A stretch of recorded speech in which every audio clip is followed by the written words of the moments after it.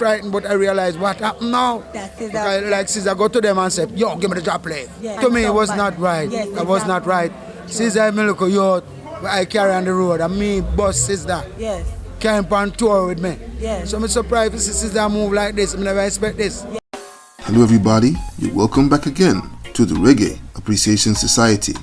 By the mid-1990s, Xterminator Records was the most powerful musical force in Jamaica, a literal Rasta army of incredible musicians, instrumentalists, and production crew, ably led by the legendary Philip Francis Burrell, arguably the most important producer of reggae's digital era. Xterminator could boast of established legends like Coco T, Gregory Isaacs, and Beres Hammond on his roster by then, but would also be the platform through which two future legends in Luciano and Sizzla Kalonji would emerge on the world stage. But it was Luciano whose breakout success was first established Xterminator as one of the leading record labels at the start of the 1990s. His uplifting, spiritually based messages, powered by his lush and smooth yet powerful vocals, captivated the global reggae community and put Xterminator on the world map. Luciano was simply unstoppable, and his devout Rastafarian beliefs infused in his music made him the tip of the spear of the Rasta Renaissance movement, determined to steer reggae back to its spiritual origins since its detour into slackness in the 1980s. Building on that success, Francis Burrell assembled a squad of young brilliant artists at the label, with Luciano as the main man and mentor to the young guns. But an unfortunate series of events led to clashes between Luciano and the new crop, led by Sizzla, that eventually forced Luciano out of the label before the 90s were over. It's been known for ages that Luciano left Xterminator around the same time that Sizzla was becoming a megastar, but very few people knew exactly why, with many attributing their falling out to jealousy on Luciano's part. But in recent times, Luciano has finally come clean on what took place 24 years ago. Let's take a look at the feud that pushed Luciano out of Xterminator Records. To really get to the bottom of this matter, we have to go back to the origins of the record label itself. A few years after establishing the Vina record label to record dancehall artists like Sanchez, Thriller U, and Daddy Freddy, Philip Francis Burrell began to undergo a spiritual conversion that saw him adhere strongly to his new Rastafarian beliefs, and this conversion birthed a desire to produce music with a spiritual base and messaging. So in 1989, he established a new label called Xterminator Records, a name that was the code word for what he was about to do to Babylon, the extermination of slackness and the takeover of the airwaves and the dance floors in the name of Jah Rastafari.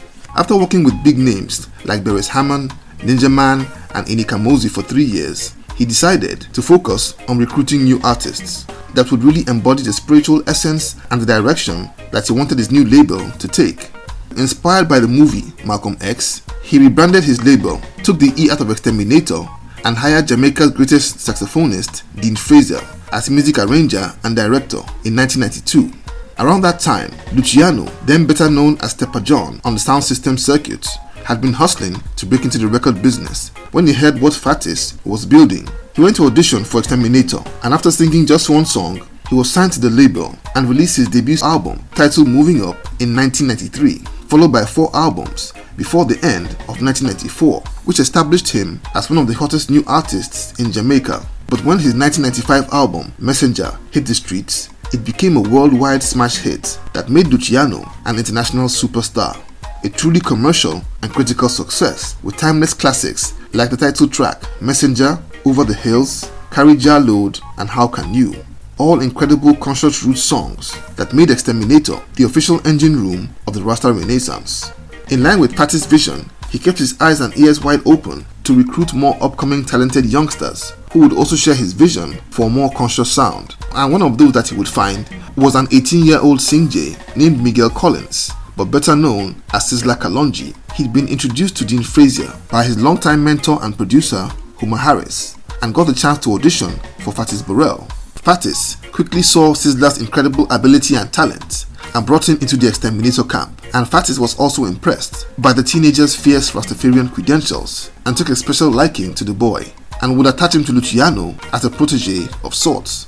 Luciano would embrace the youngster and carried him along on his blistering tour of Europe and America in 1996, which was organized to promote the Messenger album.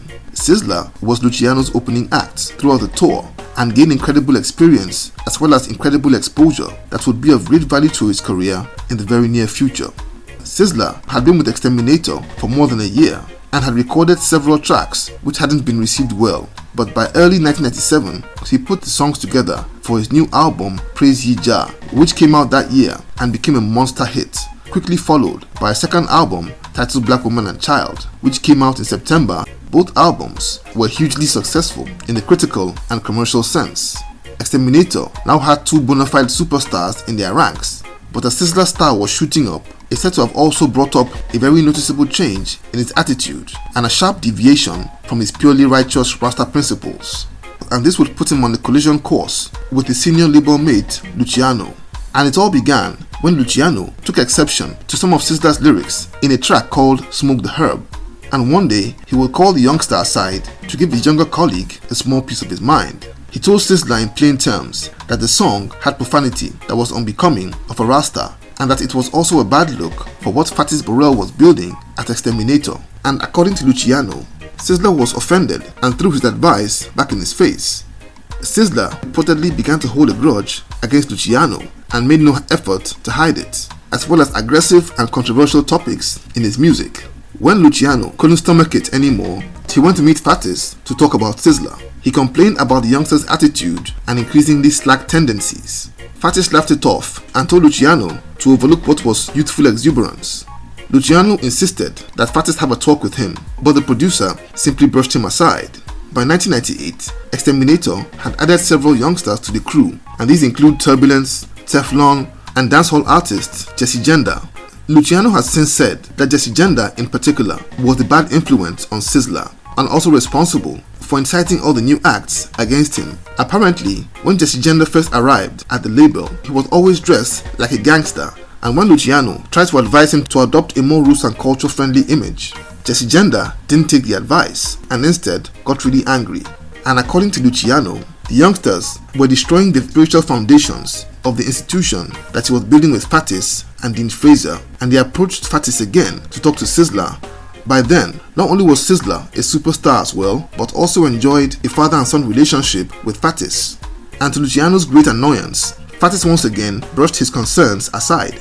So by now Luciano felt totally betrayed and on the spot made a decision to leave the label. And interestingly, Luciano hadn't put out any new albums since the release of Messenger 2 years before. Around the same time Sizzla's career had begun to blow up. I personally wonder if his music was stepped down to allow the younger artists to shine, but this is just me on the side with my own speculation. Either way, his mind was made up to leave. So after releasing the outstanding Sweep Over My Soul album in 1999, Luciano would part ways with Xterminator, leaving Fatis totally shocked.